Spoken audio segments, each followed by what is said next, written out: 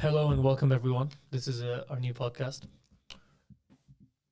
We've just finished building this studio. This took a lot of investment, but we think it's worthwhile because Mirko and I. Sorry, quick introduction. My name is Ibrahim, My name is Mirko.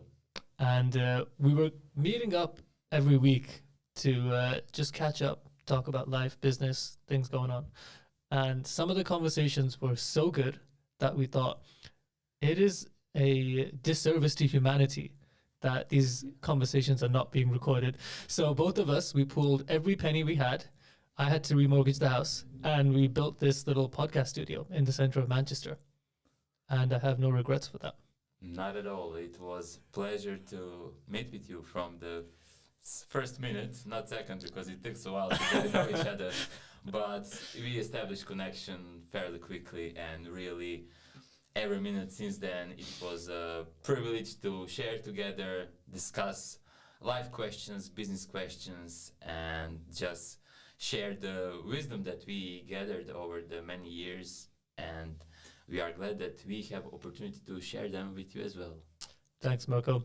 Now, I actually prepped a few ideas that I thought we could just touch on. Usually, we don't do any kind of structure. Like me, this time. But today I figured, since this is going to be recorded, I wanted to give it a little bit more of a planning, just to keep the conversation a little bit structured. Now, we can kick things off with this idea that I think we both find challenging at times, especially as people who have lots of projects that we're balancing. And the thing I wanted to touch on was how you balance priorities, right? So you're probably more broadly spread than I am in terms of your commitments. And so I think you're going to be better suited to maybe touch on how you manage to do this, how you shift your attention and time towards things that matter and how that changes. Yeah, that's a good question, and it's a tough answer, to be honest. There's no easy questions here. We're going straight in. Yeah. I got to make my money back, so we're asking tough questions. That's true. One of the ways that I'm taking forward is doing the things as they come. I can admit that this is not the most efficient way, and the better planning is definitely needed the more obligations you have on your plate. And that's why I also have my friend Ibrahim here to discuss things mindset wise, and because everything starts from mindset. If you think, oh, I have enough time, and then you postpone things a little bit, and then next day you have things that you have to do yesterday plus things that you have to do today, that's already two things. If you postpone it until tomorrow, then you have three things on your plate. So I can tell you from my experience, don't postpone. It's gonna sting you later on. And I think many people are also struggling with this. And because we are facing different challenges, and the thing that is not good with postponing, because you think I will have time tomorrow. But what happens tomorrow? Life happens, and unexpected things happen. Maybe you have to drop your kids to doctor or something that is out of schedule, right? So that's why postpone is like one of the worst, let's say, enemies that you have, even though you think it's a friend, because you can do it tomorrow, you can do it tomorrow. So you are comforting yourself, but actually you are putting yourself closer to the pit, to the edge of the pit, right? And then one day you're just gonna feel overwhelmed by all the things that you had to do and you didn't do and you need to do. Yeah, that's a great point. On like a related note, one of the things that I struggle with in this regard is anticipating how difficult or how long something is going to take me to do, right? And I think this is a common thing that I see with people who are highly ambitious and driven. They're like, oh, this thing I got to take care of, I'll do it in 10 minutes. Yeah. But it might take 2-3 hours. And it's a weird one, because you think after like doing it 10, 20 times, and especially as you get older, you get more of a concrete idea of your capabilities. Yeah. Right? You think, all right, I know what my skill sets, my strengths and weaknesses are. And so when a new task comes up, I should be able to, as I get older with each subsequent year, be able to predict with quite a high degree of accuracy how much time and effort something like this is going to take. But I'm still at the point where I'll look at a task and wildly misjudge how long it's going to take. Now, the caveat to that is when you're doing entrepreneurial work, a lot of the stuff you do is for the first time. Yeah. Right? So you got to learn skills that you didn't previously have, going into new industries, niches that you don't have any reference point. So it's fair that you don't have a good idea for how long things might take, because when you have no reference, you don't understand the full scope of the work involved and how complex it really is. That's fair. But you'd think after a while, you'd still, through repetition and practice, you'd be like, okay, here's what I'm good at. And when I go into this new thing, I've got a rough idea of how long it's going to take and what I should plan for accordingly. But I seem to be just as bad at it now as I was maybe when I was like 20. I'll look at something, I'll think, I'll do that in like a day, smash it out. And part of it, I think, comes from this self-delusion of wanting to believe that you're so much better than the reality is, right? It's almost like this ego where you don't want to believe that actually, and I don't even think it's got to do with being smart or intelligent, but you want to just tell yourself, I am superhuman, I will get this done. But realistically, no one's getting it done in that time. You need to spend sometimes like the days, weeks, months it takes to get good at something. And part of the ego is telling me, no, you'll be able to smash this out first attempt. You're going to be the world's best. First try. First try is going to be so good. And it's so stupid because I recognize how ridiculous it is, right? Yeah. And I can contextualize this with an example recently, which is I've been trying to record content and I've been putting it off for ages, right? Just making excuses for it. And initially I made the excuse of, I don't have the right equipment. I need the good camera, mic, setup, everything before I can really record. And I got all those things. And then I found a new excuse. I was like, you know what? The video script and idea isn't quite right. I need to really spend time working on this. And then I caught myself in this loop the other day and I realized, what am I doing? I'm basically coming up with more and more excuses because I don't want to publish content. And the source of this was thinking that the content I need to publish needs to be at the level of these real world-class masters who make content for a living and have been doing so for years. That is my comparison. That's my reference bar. I was thinking my first video should be on par with people who've been literally devoting their entire life to this art, right? And if it isn't that, then it's not worth it. You failed. Yeah. Right. Yeah. And so I've had to kind of catch myself in this, and now I've adjusted the bar for success. And now it's no longer produce great content. Instead, my bar is eliminate all resistance to posting content whatsoever. Once that resistance is gone and I have complete free-flowing ability to just publish without criticizing or expectation, then I can think, all right, now I can freely think about the creative side. Yeah. Now I can look at videos and it'll help me develop that detachment from the work. And now I can be more objective about it and look at what's working, what isn't, and then I'll be much more effective at the content. That's interesting because maybe half year ago, myself also was thinking, okay, I'm going to start a podcast as well. And I went through, watched numerous YouTube videos, how to thumbnails, this and that, set up my YouTube channel, never recorded one video, but like I did so much research and I was so ready, right? And then again, like as I said before, something happens, maybe excuse, maybe unexpected event, which turns your attentions into total different direction. But just as you said, like if we didn't start this now, you would keep on hoarding your equipment and whatnot, right? I would end up with like a professional grade film studio in my apartment with like 10 different lights everywhere and 3 microphones, and I'd be like, okay, I still think the lighting isn't quite And so that's my thing. And we met today after 3 weeks or fourth week. Oh yeah, so we've been meeting weekly and this is the fourth encounter. Fourth encounter, yeah. And we've been talking about this since the second one. Or I think so. Even Maybe the first one, Yeah. because I remember the first conversation we were having a ball, and Yeah, afterwards we were like, we should have recorded that.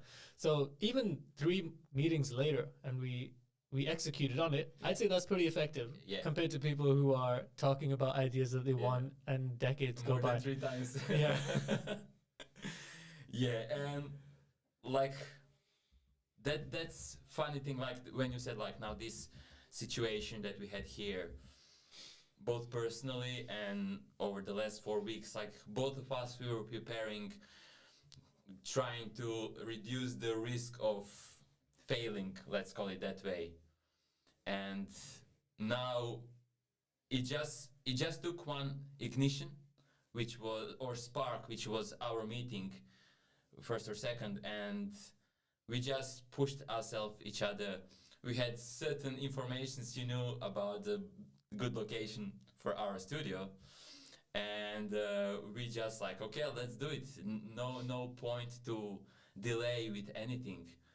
And what I want to say is similar in business as well. It will be the hardest and it will take the longest time until you decided to do first business. And then after that, it will be challenge after challenge. But next one, you will have less hesitation. The barrier will be lower, like I would say mental barrier, because that's the biggest one that one can have. And that's why also it's hard when you're on your own.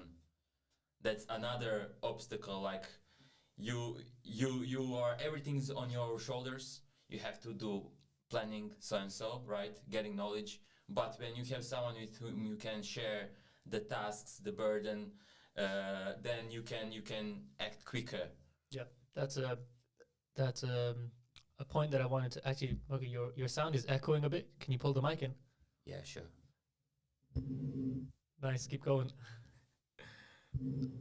Is it better? Yeah. Okay. That point you just made, there's a line that I've heard about kind of sharing the load, and it's good relationships. They double the pleasure and divide the pain. Yeah, I like that. And you can apply it to romantic partners as well as friendships. I think that's ultimately, I've never viewed it that way because I'm not someone who divides the pain across my relationships. I like my suffering undiluted and raw. But that's covered that for yourself. Yeah, selfish. Yeah, it is in a way, but bad selfishness. Let's call it that way. It hurts you more. When you release, the words and burdens, it really is easier. And you should learn and improve on that way. Just like myself as well. But sometimes, I know sometimes we don't speak out because you don't want to put a burden on another person. I think that's one of the reasons why I do that. I shouldn't be doing that, and maybe we are just calculating what's good and what's not good to share. This is a two-way street, and I'll give you the counter argument to sharing, is that not everyone receives information like this in a productive way, where it is actually more harmful to be sharing bad news with some people. And so this is why I've known people who you'll tell them some bad news and then they'll get angry. Like, oh my God, why did you do this? Like, what's going on? And then you think, this is not productive to helping me solve anything. And so I've made that conscious decision that, especially people close to me, when they tell me bad news, my response isn't to add to that discomfort or struggle by saying, oh, you idiot, why did you do this? Or basically making it harder. It's to say, no problem. How can we make this better? Otherwise, it's such a weird response. I think it comes maybe from insecurity, because when you have that trigger response of saying, oh, why did you do this? Right? It's like saying, I'm hurt by what you did, and that's more important right now. Right? It's like, I don't care about how you're feeling right now. Why did you do this to me? Yeah. It's such a me what did you do? Yeah, and I've known parents doing this, right? Parents are like the number one example, and this is textbook narcissism, where you're saying, this child, whatever it does, something, you said, it hurt me so bad, right? It's like, it doesn't matter what the child's going through, but you flip it and you say, I'm personally very deeply hurt by this. That's interesting. Right? Yeah. I've seen that. Yeah. Like, also, sometimes when we are sharing our pain. You don't need someone to tell you, oh, you could do this or that, right? Like a solution after the problem has gone, because it doesn't help you in, like, you already dealt with that, right? And in that way, like, I call that like general after the battle, right? Like giving solutions when the fight is gone, right? I need solutions at the moment. Later on, I can see my mistakes as well. You don't want you don't want to do like a post-mortem?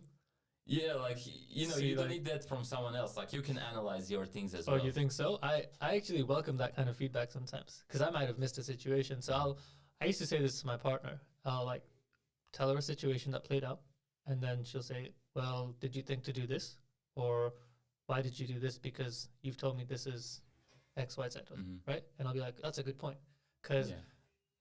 I think we fool ourselves into thinking we know ourselves really well.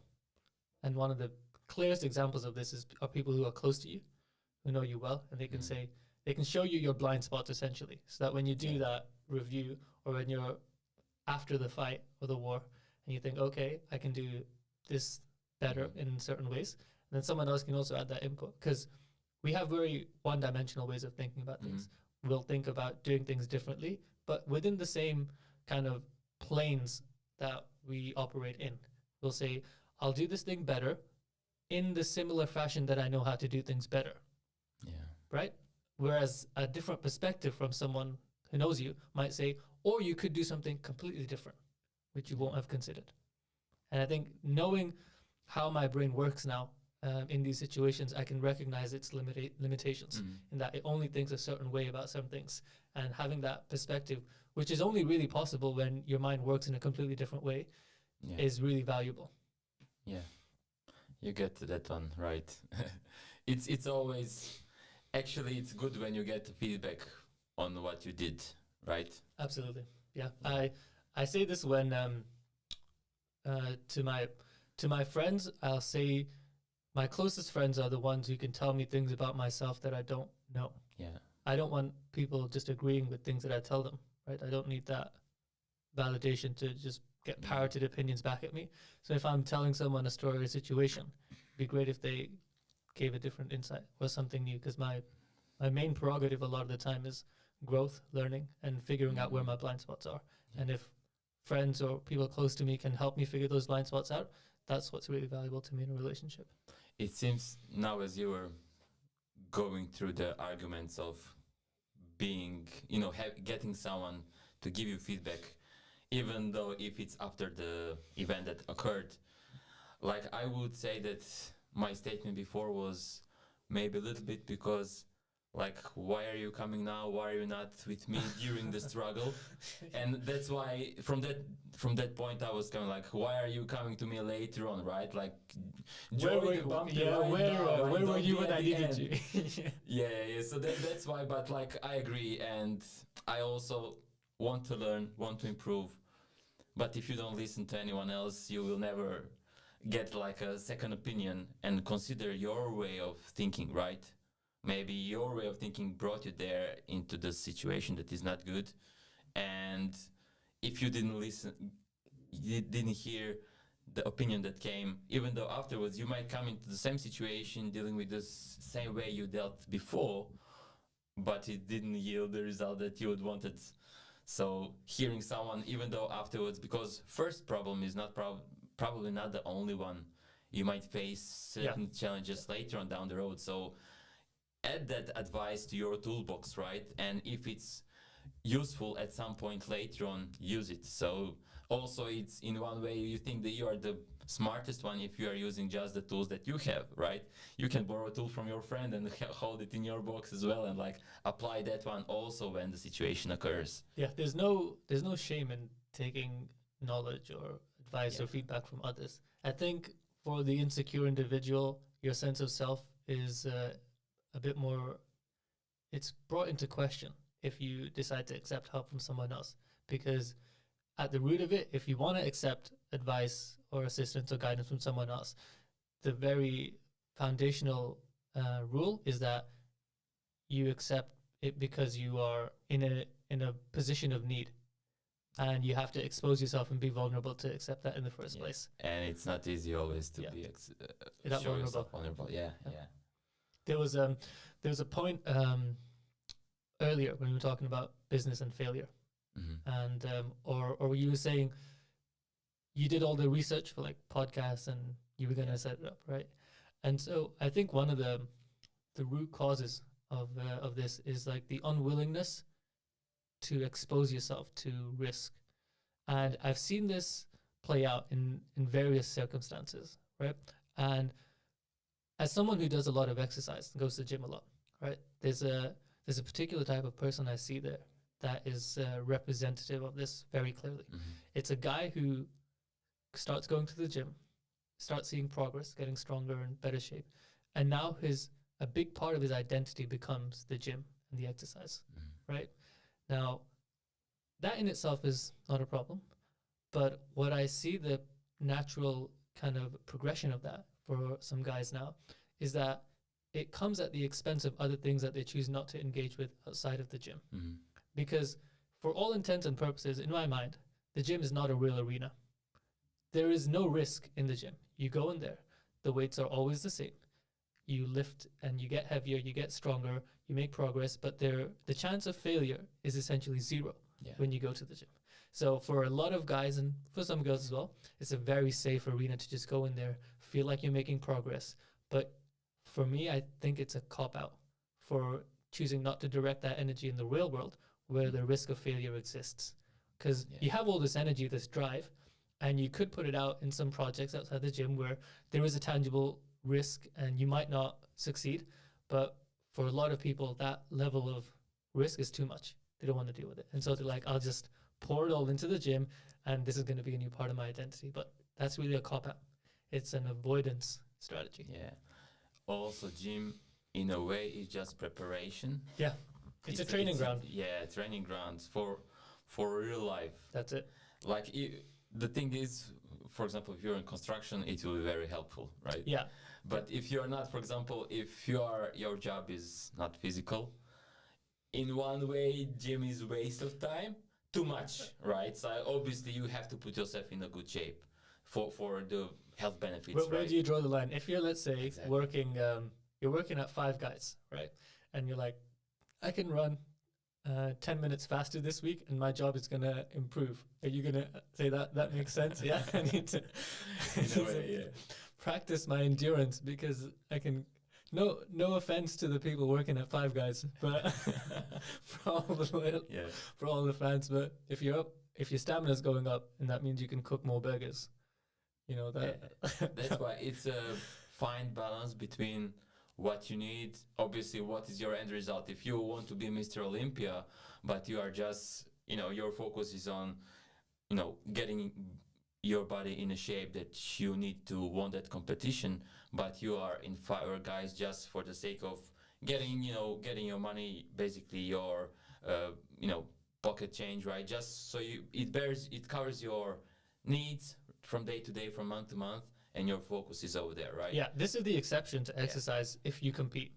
If you are willing to engage in a competition where there's stakes, where there's a chance for loss, I respect that. If you go to Mr. Olympia, if you go to any of these like triathlons, marathons, if you put yourself in a position where you're up against other people, where success is not guaranteed, then I can respect that. Yeah. Or also any kinds of physical competition, right? That's why it's actually helping you to improve every area of your performance. Body, body development. Because the gym is not the goal in and of itself. Exactly. It's always supposed to complement what you do outside of the gym. True. Interesting, right? Like, and it's same in everything else. Like, if you are having, I don't know, you go on a mastermind for something that is important to you. You want to start a business in a certain sector or something. You join a group or you do a course. Just this course is just like a gym, right? You're preparing yourself for the real life challenges. And it's how much are you actually just doing the practice and how much are you putting it into action that is actually yielding the results. Take in consideration why did you start in the first place, right? taking this course to be better so you can perform somewhere else where you want it. Yeah. You've done a few courses online by now. Yeah, yeah. How would you say your approach to them has changed over the years? At the beginning, over the last few years, I was buying courses just for the sake of thinking, oh yeah, this one will help me, or that one will help me. And for 5 years, I was running short-term let business, and I got myself mentor for first year. And after the first year, I still joined several courses, and every course was just the same information that I already got from my mentor. So in a way, I was thinking that those courses will save me or buy me a solution, when actually it was the execution of the information that I already knew. And that's often the problem when you know something, and they said like within let's say they say 20 hours is enough for you to understand almost 80% or of certain. Is that the statistic? I haven't heard that one before. 20 hours, yeah? Yeah, like it's because this is when the growth happens the fastest, right? So within 20 hours you get almost 80%, and then over the long period, all other period after that is just like understanding those details and whatnot. So let's say I assume that I made 20 hours researching how to do a podcast. So I understand a lot of things like how to title the videos, thumbnails. I'm looking forward to looking at your expertise when this podcast goes live. Yeah, I'll have to refresh it. Okay. But yeah, gladly to go again through this. But then again, and I understood quite a lot, and I would say I was ready to start. But at that point, the action was missing, right? But I knew quite a lot. So enough for me to start, and that's the information that you need, right? To reduce the risk and be equipped for the first step. Then after the first step, after the first video, okay, how did I did it? Editing maybe or whatnot. This second stage, right? Like record, then edit, and then post or publish, right? So that would be the stages that you will be doing. But I stopped at once. But even though I had enough information. So yeah, that's the thing. Like if you want to get expert, they say you need to do 10,000 hours to become an expert. Becoming an expert and knowing how to do things, how to start them, it's a very different thing, right? So of course, over the time, you will be, as you do it longer, you understand how other people in the same field, how are they doing? Maybe if you're a doctor, right? Like you are going on symposiums, on meetings and conferences, and then you are learning those more detailed, right? But it takes time, right? You are not doctor for 1 year, you are a doctor for a lifetime, right? And that's why you have study where you have biggest learning curve, plus the practice afterwards, right? And then after that, the increments are smaller, but over the long time, you are becoming an expert. Yeah, it's an interesting one. The courses I've done over the years have all been around kind of technical skills, whether it's like marketing related or sales work, but I've never done something more around kind of the soft life skills. Mm-hmm. Now I know they're out there, they exist, but it seems strange that, especially in terms of how the market is distributed, the vast majority of the skills go towards the technical side, right, around entrepreneurship, business skills, or marketing and such. But very rarely do you have courses around the other side of your life, like execution, don't mindset, or things that undoubtedly have a huge impact on the other things, right? So, for example, I had a similar approach to you where I did courses to begin with, but without really taking on board the information. It was more like passively consuming and hoping for miracles. Yeah. But if I had a different mindset going into that, my ROI on those courses would be massively different. If I just had a different kind of framing. Yeah. And if I'd done a different kind of, course or skill set, or had that better foundation going into that, I'd have much better returns. And so I wonder, what other aspects of our lives, whether it's relationships, just day-to-day living habits, our mentality towards things, how would they be improved if we had a different skill set, different foundation with which to view them? Yeah. And this is where I try and think of the gaps in my knowledge. It's very hard to be self-critical in these moments because the mind has a way of protecting itself from anything that's too that too drastically challenges your view of reality. It's like there's a black cloth over this hidden thing where you're not really allowed to look underneath it, because if you did that, then you would see the world in a way that would make you too vulnerable or feel scared. The world you don't want to see, right? That's right. Yeah. And so this is where I was thinking, like, journaling is a good one, or meditation, but then having people close to you can give you that feedback about what you're really like. Then again, people who know you, but for example, your family, and maybe you are married or living on your own.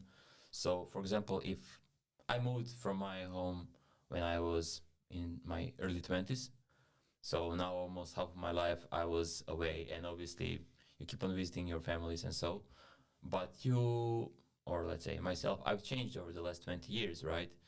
And even though you are in touch with them, it's, do they know you as much, as you think, or you would like them to know you? And that's why it sometimes we don't take, because the image they have of you took 20 years to build. Yeah. Now, over the next 20 years, you've changed drastically. So logically, it would make sense that it's going to take them another 20 years to change that image of you. Yeah. Which if I share enough of my time, if we spend enough of time they together, need to spend 20 years of time to rewire that perspective. This is why it's so hard to outgrow social circles and environments, because sure, you can try and make changes about how you see yourself or where you want to go, but other people have a very hard time accepting those changes in you. Yeah. And sometimes even our partners, when you are changing within the shorter period, right? If you put accent on, okay, I want to learn, I want to develop myself, like even shorter period, your partners might see those changes, and they might have the image of you that was 6 months ago still different Ibrahim or different Mirko, right? So that's a challenge. Like it is on a smaller scale, but it is a challenge still.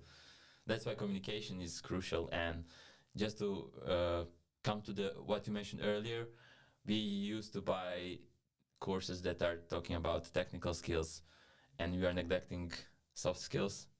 And over the last time period, like I was start thinking more about communication, leadership. Those are the things that kind of where my interest is drawing now. Those are the things that I think I have to improve myself, and then this will also overflow in other decisions that I made and made me successful. How did you arrive at this conclusion that you want to work on your communication or leadership skills? I would say in a way, because my role at job has changed. I'm also now undergraduate in student business studies. So I'm coming to the end of that cycles, and I'm thinking what are the next steps, and also taking consideration my experience while running a business. I think that like this decision making, that and then also timely communication. So I was analyzing myself in a way, and I've seen that some things I should be done better, and also if I want to prepare myself for the new set of opportunities that are coming in front of me, those skill sets would be important for me to be able to leverage all the previous experience and be prepared for new challenges. That's interesting. I had this thing I used to do in my previous relationship, which was every week we would do like a weekly review, like a business meeting, about how we think the relationship's going. That's interesting. And it would be one thing that you were happy or proud of this past week, one thing you would like to change or do better for the next week. And it was such a good check-in point, because too often it's easy to basically go on autopilot mode and become blind to the things that are going on day to day, and you kind of lose perspective. You're like, you become insensitive to each other almost because of that continuous exposure. So this was a way, And there'd be moments when she'd tell me, oh, there was this thing that I didn't really like or I was upset at. And to me, that didn't even register, right? Didn't even give it a second thought. And part of it was because obviously you spend so much time together, you become a little less attuned to it. But it was also because my brain doesn't work that way. Yeah. I wouldn't have thought that this is anything worth flagging or bringing up, but to her it was. And had it gone unmentioned, I would have gone on to repeat the same thing. Yeah. And then in the background, the resentment builds, and then it starts to chip away at the strength of the relationship. And so this was like a perfect way to every week, because especially whilst things are small enough, right? Because what you don't want is, let's say after 5 years, someone like erupting because you don't put the bathroom lid down. Now it's never about the bathroom toilet seat. It's about something else. But because it's gone on unmentioned for so long, it's managed. This also comes to the list. Yeah. Now that's the metaphorical straw that breaks the camel's back. Yeah. And this is just the approach that I was using to. It's basically like doing housekeeping. Emotional housekeeping on the relationship. We're like quick check-in with everyone. How are we all doing? Cool. Anything going on? Anything we want to change? And it was fun because a lot of the time some things would be silly, small things, but this would give you a dedicated moment to talk about it. Yeah. Because other times, like if you're going about your day, you feel like it's not really the right time. I don't want to make a scene. It's not that big a deal. But now it was like there was nothing else we're doing right now. We've put the time aside. And now we're going to talk about this. So now bring it all out. And we would laugh about it and be silly. Yeah. But by the end of it, it would be like, there's really nothing wrong. Like you could ask me at any point, was there something I was displeased with? And I bet if you ask most couples, there'd be a million things that they would want to say, but have been unable to for whatever reason. And for me, genuinely, for the most part, I was like, no, if there was something, I've already said it in last week's meeting. Yeah, that's very interesting because, for example, I might be upset now about something and I would let go. And then later, in 2 months' time, I might be upset because of the same thing, because it hasn't been addressed earlier. And then, like, first time after you forgot it, you forgot it, right? And you let it go, and you don't address it. Maybe, as you said, like it wasn't the right time. But because you know, okay, because when you said like we are having a weekly meeting about these things, then you will keep track of those things, and you will just put a note like, okay, not for a meeting. I wasn't happy with this one. I was thrilled with this one, right? Yeah. So you will put the list, but sometimes you might think like maybe I'll hurt her or something, right? Regardless how small it is, or I will annoy her. But if you're putting on the list and you are expecting that meeting in a way, right? Because the framing is there. Exactly, right? Exactly. So you are creating conditions for this, and we are just taking both. It's like improvement time. Yeah. And simple as that, improvement and praise time. Let's call it that way, right? And in that way, you will be just. You won't forget those things. They won't pile up. You will address them on time, and in that way, that's one of the great way to maintain communication and to keep everyone equally important, you know. And so sometimes we think, oh, it's nothing, right? Even though you might be aware of something, but like in a relationship, nothing is nothing. Yeah. Right. And forget about it, right? Yeah. Don't forget about it. I remember I sent a calendar invite as well, so that it was on our calendars, and we both knew we were going to meet. We went to the cafe around the corner, and then it was important to get out of the same environment. You know, because sometimes when you're in the same old place, same house, it's your mind is, I don't know, it's maybe just stuck in old ways of thinking, but when you're out in a different environment, you feel almost a little bit newer. There's not as much of the baggage being in that same environment where things annoy you, and now you can speak about things a little bit freely, but dispassionately. Interesting. And you mentioned there about, you know, you could not bring it up this time, but it might come up again. Yeah. And I'm gonna tie it back into like a business concept where problems come up, and this is especially true when companies are scaling and the CEO or founder struggles to move out of the operations, right? So a problem will come up, and the first response is, let me fix this. People jump in. They'll jump in, fix it, done.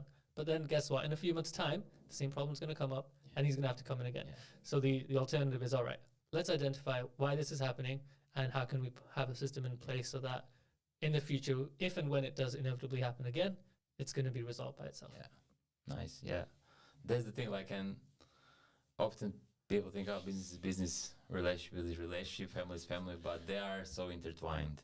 Yeah. And how you do some things, how you do all things, right? How are you deal with problems? Are you making SOP even for your family problems, right?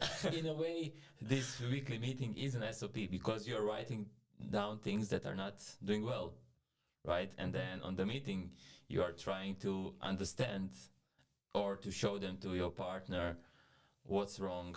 And then your partner is creating SOP in his own head, for example, right? Okay, when this thing occurs, don't do that, do that. Yeah. That's SOP, right? Simple one, but it is. And it just, this is like a nice dressing up of how you get to know someone at a really nuanced level. Yeah. Because we do things that are sometimes hard to explain to each other, right? And we're not always going to sit down and psychologically dissect every little thing we say or do. That's exhausting. But what you can do is you can dress it up into the actions that we take or the words that we say. And now, if we're having this meeting and I said something that wasn't quite right, she'll say, you know what, you said this and it made me feel like this. And now I have an insight into her a bit more. I'm like, okay, this is more feedback. Because otherwise I don't have any information about what that's doing to you. Yeah. But now instead of me sitting down and analyzing every little thing, I can say, oh, she doesn't like this because she's this kind of person. And now I have even more data and I've got, it's like, there's a nuance you can build by understanding someone this way. Because you basically, it's like you have lots of data points and now you're taking the time to think, okay, now I'm taking all these data points in and now I'm learning to understand this person better so that as a system, I can make better decisions tailored to them in the future. It sounds sterile for relationships, but it works really well. Yeah, it might sound a bit sterile, but like you won't see those, like a waves, like a wave of Volatility. disappointment. And yeah, I mean, it's good to have if you have upside, but like it's not good if you have downsides, right? They will be, but like these kind of meetings, they are kind of preventing to reduce those downturns, and that's important. Yeah. That's I like that point, and on that, I'll just add a little caveat as well. It sounds sterile, but I was happier. Like I was incredibly happy during that relationship. That was like the primary function. I was supported, happy. The relationship was highly functional. It had everything that I wanted. And the purpose of this is to make that person happier. Yeah, and the relationship more functional for both parties. Yeah. So, and I think I tried speaking about this to someone else, and it's interesting that the responses are so different. And the other person I told was like, what? That sounds so weird. Like it sounds almost robotic. And to them, it was because this goes so against the Hollywood mainstream media idea of what a relationship is, which is it's passionate, it's fiery, it's up and down, there's tears, there's joy. That's the idea of relationships that most people have when they go into it. And so when things aren't necessarily like that, or when they cause a lot of consequences, you're like, I thought it was supposed to be happily ever after. Yeah. Nobody told me that. You're supposed to deliberately do things differently. And that's why it's interesting that I think most people don't have this perception of relationships as something that you actively work on to iron out the problems, to figure out where you can do better and to improve it. It's more, this is where I am, this is where you are, and we just settle. And this is how things will be indefinitely. The funny thing is because movies are lasting for what, 2 hours? Yeah. They are describing maybe few moments of that couple's life. Yeah. And they are showing those ups and downs. Yes, in real life there are also ups and downs, but what's in between? It's normal life, right? And you have to plan for the long term if you are in the game to live happily ever after, right? So what you addressed here, it's just importance of being mindful of each other, and I think the breakups and those things happen because of the selfishness, changing of interests, or pressing too many times that button that you maybe didn't know it is. Do you say that? Absolutely. Are there other reasons for breaking up? Would you consider incompatibility to be in that list? Many reasons can be. Yeah. Yeah. It's those are all the things that we are facing but not addressing. They are eventually the drop that will overflow the cup, Yeah. right? So that's why I think, regardless in what situation we are, if there is no communication, that will be like a point where people will go their ways, right? Have you? I'm guessing you've been in different kind of entrepreneurial business networks over the years, and Yeah. you've met people. Have you seen a big disconnect between their business life and their relationship? I wouldn't. I haven't been like a. It's one thing to be part of the network group. It's another thing to be part of someone's life. Because you don't get to the relationship Yeah. level of knowing I've someone. seen that some contacts, their partners, they have, let's say, separated, regardless if they're married or not, like because of someone is pursuing a goal, building a business or career, and then other part is not following up, not interested, not on the same page, and it's very challenging situation. And what happens, for example, person is giving their best to create a better future with their loved one, and then their loved one, I don't know, does not appreciate the time that has to be invested in order to have like a better future. So it's really, it is a tough one, and not all couples are able to support each other on their journey. Since you're the only one here, Mirko, who's in a relationship, Yeah. can you talk about what that dynamic looks like for you? Yeah, when I started the business, like I was one man band for quite a long time, and when at the beginning, my wife helped me a little bit with setting up some properties and cleaning, and she put a lot of her effort as well into this.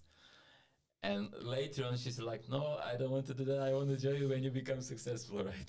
You think she got a bit disillusioned by me becoming successful? No, about about how long it takes and the work required. I would say that it wasn't her interest. Yeah. That she had her own, goals and what she liked to do. So I couldn't expect from her to join me, no matter what cost it is for you, right? I didn't want her to. I did want to provide her a better life. So, and if she decided like that's not what she, where she would like to support, because we were still working full time, and then obviously wanted to build a business, I just accepted that she gave how much she wanted to give, and then afterwards, like, okay, it's up to me to find to complete that journey, right? But even though she didn't, let's say, support me like in a day-to-day operations and whatnot, but she still support me in a way that she stuck with me even when there was challenging times, and everything. So every people support in a different way. So Mrs. Mirko, if you're listening to this, then thank I'm you. sure. Yeah, and she's been with me through much more. So yeah, it's nice to. Sometimes we have certain set of expectations, and they might not be They're not fair ultimately. exactly. Yeah, I was looking for a different word, but that can also, they're not realistic, right? I want something, and at least I can appreciate it that she's still with me, and in At a the way very suffering. minute, she's not left yet. She's still here. Exactly, and still, like we need to appreciate, regardless what level of support we receive from whoever we do, we have to appreciate that, right? And understand that our goals are not someone else's goals, and they are sacrificing themselves to the degree, because it's like hospitality. It's not simple life, right? Simple sector. So there are a lot of challenges, and how is it when your loved ones are going through some challenges, you are feeling with them as well. And like we spoke earlier, so yeah, that's the also beauty when you do some new things that are very challenging. You can see dynamics in your family, other relationships, friends, partner, parents. So, and that's also time when we have to question ourselves: how are we approaching those? Are we fair to them, or are we expecting too much from them? Yeah, that's a great point. Yeah. The there's something that I've been thinking about is over the past few years, I've gone through some challenges that have been really difficult, but as a result of which I've built kind of a character that I'm really proud of. I'm glad that those things have happened to me. And now I've flipped this on its head and think about how I view the people close to me and the challenges that they go through. Because old Ibrahim would look at someone struggling, especially that was close to me, and they would think, I need to step in here and I need to fix this problem. I need to make life a little bit easier or impart my wisdom, whatever it was. But after having gone through this experience and felt the transformative effects that it's had, now I kind of reserve myself a little bit. I think I'll let this person do what they're going to do. Because in that process of struggle, of making mistakes and trying to figure stuff out on their own, it's going to be good for them. Yeah. And this is now the balance that I'm trying to find, where I'm thinking to what degree of input and assistance is helpful. Because for me, I actually prefer no assistance. I go the extreme way, which is let me suffer fully. Let me have this all to myself so that I can absorb every ounce of benefit from the challenge that I'm going through. And now I think, should this apply to others? But the tricky thing is here, we can't expect or we can't think others want the same things that we want. And this is one of the things I had to learn, especially with my younger brothers. I've got 3 younger brothers. Oh. And Ibrahim in the past had very big aspirations for all his younger brothers. Mm-hmm. He'd be like, you need to do this. You need to do this. Because I had so much apparent wisdom to impart. And I was like, this is like exactly we all do at every age. And I was like, this is exactly what you need to do. And if you don't, you're a failure. And eventually I had this moment where I realized I'm trying to get them to do things, but I want things for them that they don't even want for themselves, whether it's career, fitness, whatever it is. I had all these lofty goals that were really just a reflection of what I wanted for myself that I was projecting onto them and saying, you need to do all these things. And I couldn't grasp that they weren't doing it. I was like, it's so easy. Here's how you do it. And then that switch clicked for me, where I was like, why do you want for them something that they don't want for themselves? Yeah. That's not only is it narcissistic in assuming that you know what's better for them than they do themselves, but it's a little bit insensitive as well, because you're disregarding the things that they want anyway. Yeah. The thing is, sometimes, as you said before, like you see other people's qualities and you see their potential. I know, this is it. I look at these boys and I'm like, damn, you have every advantage. You have like the runway is right there. You just have to walk it. It's the easiest thing ever. And maybe it's a bit presumptive to think your life would be better if you did this thing, but I can't know that. That's the realization I've had to come to. It's like, I can't know if this is going to be better for you. It would be better for me and maybe most people, but ultimately I can't know if it is going to be better for you, because I think especially as the older person who's gone through pretty much the exact same challenges and mistakes that they're now going through, I think you can avoid some of these things, or I can make them easier for you if you just do these things. But it's so weird. It's like they have the same stubbornness where they're like, no, I'm definitely not going to stay where they are. Yeah. It's the same with my wife as well. Like, I see in her such a potential, right? And she just do what she wants to do, right? I mean, of course she should do what she wants to do, but like sometimes I think that might be to some degree because we are ambitious, right? And I was kind of struggling for years to make some significant progress because I wasn't able to share with anyone. I didn't know how to make those next steps that are needed, right, to start a business. And maybe now, because we went through these problems, we have solution, or at least we have wisdom in this area, and that's why we are keen to help them, because we know they can achieve more, and then as you said, like, it would be shame to waste the talent. And you go through making mistakes and learning all this stuff without any guidance, and you think back and you're like, things would have been so much easier if I had someone like me telling me the things I now know. And that's why I think that information feels so important. It's like vital. It's like if you would just listen to these things that I wish someone had told me, then your life would be different. That's why, guys, if you are listening us, if you want to take an action, other people who are watching, they will. Yeah, that's the tough one. I think I've had kind of acceptance in that of not putting this expectation on others. It's like letting people do their own thing, and really I feel so much lighter from it as well when I don't, because it's a waste of energy for a start to always be thinking this person should do this or I want this from this. I turn that focus now inwards and think about what can I do better. Yeah, and also there are people who need help and support. Yeah, go and help people who want that support instead of the family members who don't want it. Exactly, yeah. That's our, but as our loved ones, when we are embarking to some venture, they are saying, no, don't go, because they want the best for us. Now we are in a, let's say, same boat, but it's named differently, like someone who is ambitious and wants to support someone who isn't ambitious, and then before it was vice versa, right? But it's a protection, and when you see how the economy is moving, right, the employment and everything, today sometimes it's maybe more secure to have your small business than to be employed. You don't know when what's the company's goals, right? And they might decide we have to make some people redundant. Yeah. When you are your own boss, right?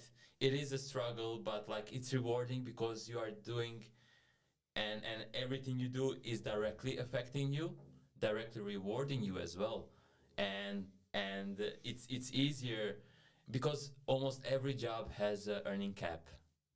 Just as a business owner and maybe several roles, they don't have earning cap, but you have to be very good at them. So that's why, like, from one way, it's also from perspective of the future and security that you want to provide, and this is also one of the reasons why we want to support our loved ones, just to have better future. Yeah, that's true. On on that, about getting into your own kind of business, I've been starting like little side projects for over 10 years now.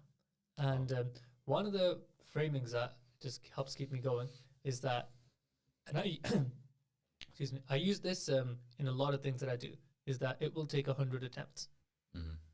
And so my expectation for this working out, or most of the business I start working out, is that it won't work. It'll most likely take around 100 attempts. And just with that simple framing, inevitably when things don't work, I think I'm on number 9 at the moment. It's no big deal. Yeah. Because I've set that expectation. And then I've started to apply this to other things in my life as well.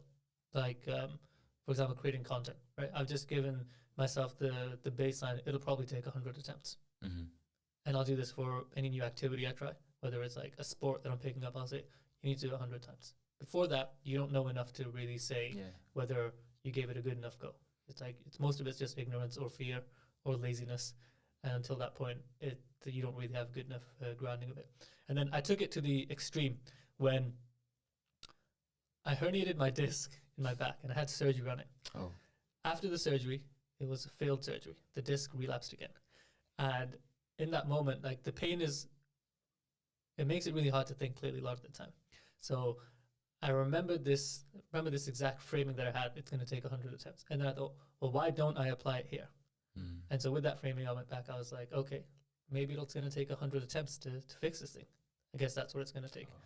And then with that reframing, I basically went back to the surgeon. And he was like, nope, we can't operate again. Your back is fucked. Oh. And so I was like, all right, well, I just got to try fix it manually. So I did some research, manually did exercising, strength work, and eventually got to the point where I'm pretty much fully healed. no clinical intervention. Wow.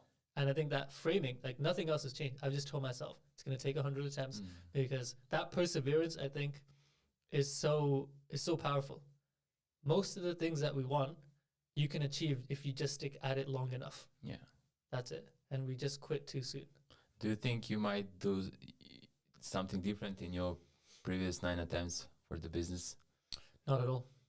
No, I fundamentally don't think that way.